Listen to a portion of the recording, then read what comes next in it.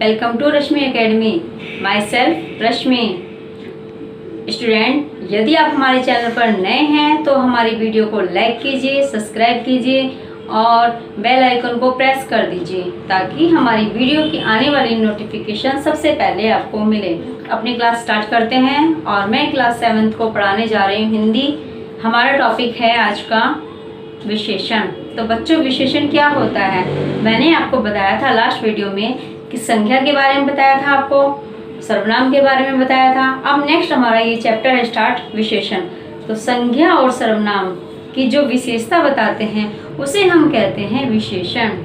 ठीक है बच्चों, जो विशेषण ऐसे शब्द हैं संज्ञा व सर्वनाम की विशेषता को प्रकट करते हैं, उनके विषय में आपको बताते हैं स्पेशल, उसे कहते हैं हम विशेषण।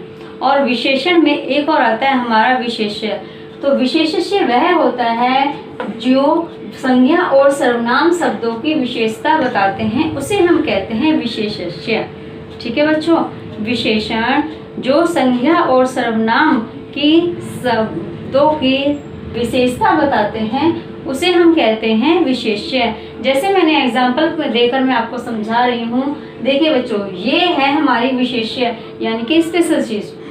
इतिहास, हिस्ट्री को सब जानते हैं, तो हिस्ट्री नई होती है या पुरानी होती है बच्चों?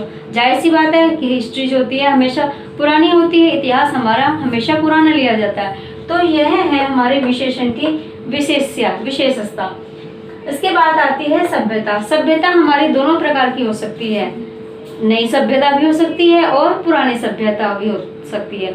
यानी कि कल्चर हमारे डिफरेंट टाइप के होते हैं, हर स्टेट के कल्चर्स अपने अलग अलग होते हैं।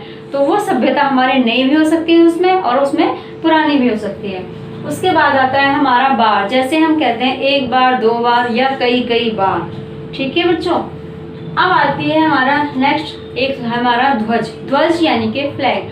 हर राष्ट्र का फ्लैग अपना अलग अलग होता है, वह अपने राष्ट्र के ध्वज का प्रतीक बताता है। नेक्स्ट आता है हमारा इसमें नगर। अब नगर क्या होता है बेटा? नगर तो एक प्रमुख होता है, यानी कि वह एक विशेषता बता रहा है नगर की, कि नगर एक है। हर जगह मतलब हर स्टेट जो होती है, राज्य होता है, उसमें एक एक नगर होता है। जैसे हमारे यहाँ मेरठ नगर है, तो महानगर भी कहते हैं। तो यह आती है हमारी विशेषण की और विशेषताएं। अब बच्चों, विशेषण कितने प्रकार के होते हैं? बच्चों, विशेषण हमारे 4 प्रकार के होते हैं। हमारे विशेषण के 4 भेद होते हैं। कौन कौन से भेद होते हैं? नंबर 1 पे आता है हमारा गुणवाचक। ठीक है बच्चों, सेकंड आता है हमारा संख्यावाचक, और 3rd नंबर पे आता है हमारा परिमाणवाचक। ठीक है, एंड 4 नंबर पर होता है हमारा संकेतवाचक। तो 1st नंबर पर आता है हमारा गुणवाचक विशेषण। अब गुणवाचक विशेषण क्या होता है? जैसे कि आपको पढ़ने से पता चल रहा है गुण, है ना? तो वह संख्या शब्द, विशेषण शब्द जो संज्ञा और सर्वनाम के गुण व अवदोषों यानी कि दोषों को बताते हैं, उसे हम कहते हैं गुणवाचक विशेषण। ठीक है बच्चों, जो विशेषण हमें गुण के बारे में और उसके दोषों के बारे में बताते हैं, ज्ञान कराते हैं, उसे कहते हैं हम गुणवाचक विशेषण। इसमें मैंने एग्जाम्पल दिए हैं आपको। जैसे इसमें आता है, पहला आता है गुण और दोष। गुण और दोष में आप समझ जाते हैं कि गुण कैसे हैं, अच्छे हैं, बुरे हैं, मूर्ख है वो, सुंदर है या क्रूर है, गुस्से वाला है। ऐसे ऐसे इसमें हमें पता चल जाता है जब ये शब्द आते हैं कि यह गुणवाचक विशेषण है। सेकंड आता है इसमें स्वाद। कोई भी चीज़ हम जब खाते हैं तो उसके टेस्ट से हमें पता चलता है कि ये खट्टा है, मीठा है, नमकीन है या कड़वा है। ये सब चीज़ें हमें इसकी विशेषता बताते हैं। उसके बाद आता है बच्चों हमारा आकार और प्रकार। आकार प्रकार यानी कि मनुष्य का या किसी भी चीज़ का वह हमें दर्शा देता है कि वह लंबा है, छोटा है, मोटा है, पतला है या चौरस है या फिर आयतकार में है। तो इस प्रकार से हमें पता चल जाता है कि उसका आकार या प्रकार क्या है। तो वह हमें उसके गुण प्रकट कर रहा है, हमें मालूम हो जाता है इससे कि यह गुणवाचक विशेषण है। अब आता है हमारी दशा और अवस्था। तो दशा देख करके हम पता चल जाता है, या उसकी चीज की अवस्था देख के हमें मालूम हो सकता है कि यह गुणवाचक विशेषण है। जैसे कि हम किसी बूढ़े व्यक्ति को देख लेते हैं, इसमें किसी जवान व्यक्ति को देख लेते हैं, किसी स्वस्थ व्यक्ति को देखते हैं, या किसी रोगी व्यक्ति को देख लेते हैं, तो इससे हमें मालूम हो जाता है कि यह हमारी गुणवाचक विशेषण है। अब सेकंड नंबर पर आता है हमारा संख्यावाचक। इसमें एक चीज और भी देख सकते हैं गुणवाचक में, जैसे कि हम क्वेश्चन पुट अप कर रहे हैं आपसे कि ताजमहल कैसा है, ठीक है, तो आप कैसे बताएंगे ताजमहल तो बहुत सुंदर है। तो जो उसकी सुंदर है उसका गुण बता दिया ना, उसमें सुंदर है, तो वह क्या हो गया, हमारा गुणवाचक हो गया। एक और क्वेश्चन लेते हैं इसमें हम, जैसे कि इमली कैसी होती है। तो बच्चों आपने उसका टेस्ट ले रखा है, आपको पता है कि इमली खट्टी होती है, तो यह उसकी विशेषता बता रहा है कि इमली खट्टी है। तो इससे हमें पहचान हो जाती है कि यह हमारी गुणवाचक विशेषण है। अब सेकंड नंबर पर आता है हमारा संख्यावाचक विशेषण। तो संख्यावाचक विशेषण क्या होती है बच्चों, जैसे कि आपको पढ़ने से पता चल रहा है कि संख्या यानी कि नंबर, ठीक है, जो विशेषण संज्ञा या सर्वनाम की संख्या का बोध कराते हैं, यानी कि उसके नंबर का हमें ज्ञान करा देते हैं, संख्या और सर्वनाम की, उसे हम कहते हैं संख्यावाचक विशेषण। अब संख्यावाचक विशेषण में होता है, जैसे कि क्वेश्चंस ले लीजिए आप, राजा दशरथ की कितनी रानियां थी, तो जाहिर सी बात है आंसर आपका है 3 रानियां। तो उसने आपको संख्या बता दी ना कि राजा दशरथ की 3 रानियां थी और राजा दशरथ के 4 पुत्र थे, तो यह आपको संख्या बता रहा है। संज्ञा इसमें क्या है, आपकी दशरथियों के नाम लिया जा रहा है, ठीक है बच्चों, तो यह आपकी उसको संख्या बता रहा है, इसलिए इसको बोलते हैं संख्यावाचक विशेषण। अब संख्यावाचक विशेषण जो होते हैं यह भी हमारी 2 प्रकार की होती है, ठीक है बच्चों। इसमें होती है एक हमारी निश्चित संख्यावाचक और एक होती है अनिश्चित संख्यावाचक।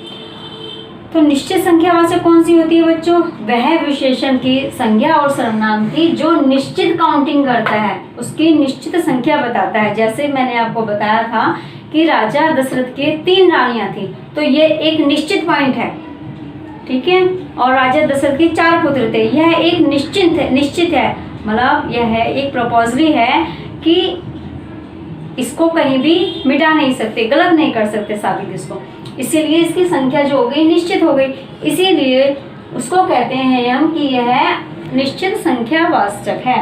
अब आती है हमारी अनिश्चित संख्यावाचक संख्या। तो अनिश्चित संख्यावाचक संख्या वह होती है जो हमारे विशेषण के परिणाम की ओर संकेत करता है, यानी कि उसकी ओर इशारा दिखाता है।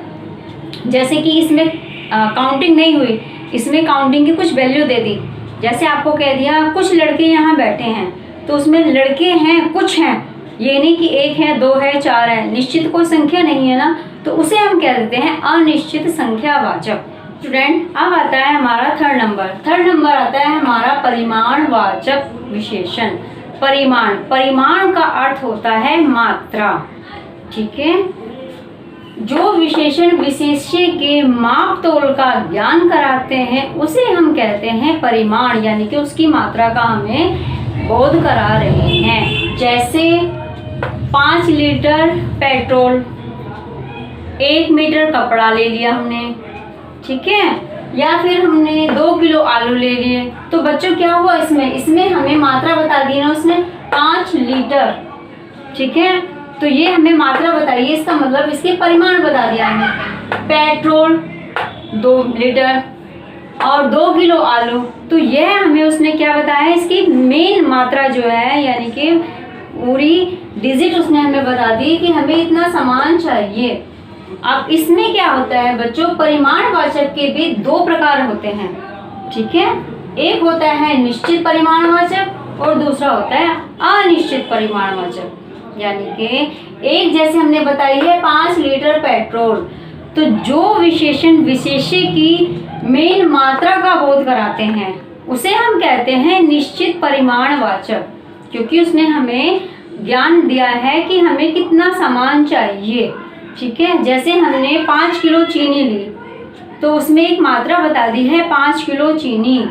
हमने 4 पेन लिए, तो उसने हमें बताया है कि हमने पेन नहीं लिए, 4 पेन लिए हैं, तो ये हमारी उस मात्रा का बोध करा रहा है। इसी में दूसरा पार्ट है हमारा अनिश्चित परिमाणवाचक। अनिश्चित परिमाणवाचक जस्ट उसके अपोजिट हो गया कि वह विशेषण या वह मात्रा जो हमें बोध मात्रा का नहीं कराती है, वह विशेषण शब्द जो हमें मात्रा का बोध नहीं कराते हैं, यानी कि हमें एक पर्टिकुलर वर्ड नहीं देते हैं। जैसे कि हम कोई मार्केट में गए या हमने किसी पड़ोसी के यहाँ गया तो हमने उससे ये नहीं कहा कि हमें 1 किलो चीनी दे दीजिए, हमने उससे कहा थोड़ी सी चीनी दे दीजिए।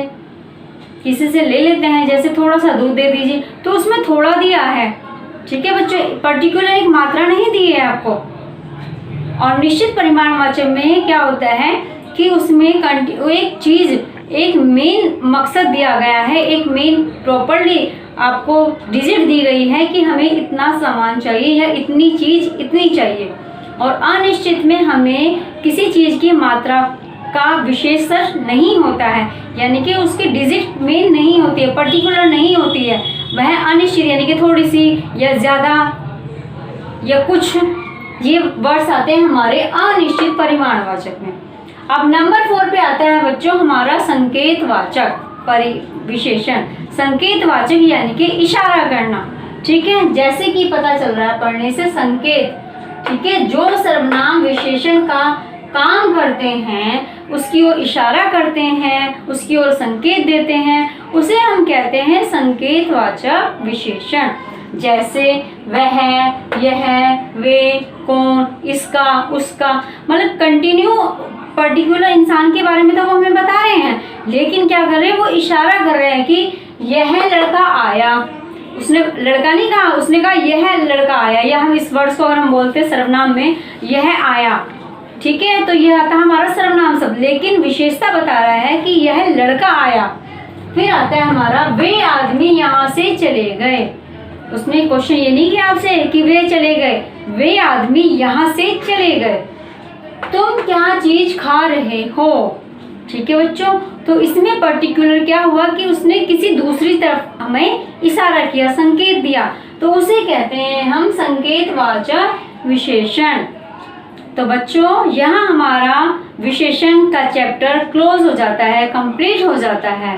ओके बच्चों, तो बच्चों अगर आपको हमारी वीडियो में किसी भी प्रकार का डाउट है तो आप कमेंट बॉक्स में जा कर के कमेंट द्वारा हमें बता सकते हैं, और हमारी वीडियो को ज़्यादा से ज़्यादा लाइक कीजिए, शेयर कीजिए, सब्सक्राइब कीजिए। तब तक नेक्स्ट क्लास के लिए हम फिर तैयार होते हैं, फिर मिलते हैं, तब तक के लिए goodbye and have a nice day.